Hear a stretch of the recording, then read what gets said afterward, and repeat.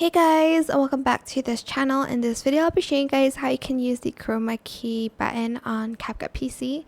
So I'll just select a green screen here real quick. I will just select this one and I'll put it on top of like another video here. This one.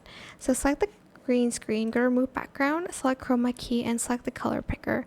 Then what you're going to want to do next is you're going to select the green area of the green screen obviously, and you're just going to adjust the intensity, maybe add in a little bit of shadow.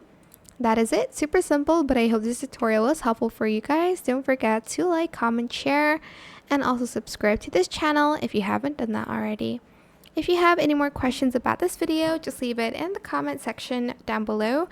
I'll try my best to answer them all for you guys, and if you found this video helpful, please click the thanks button as well. That is it. Thank you so much for watching. Bye.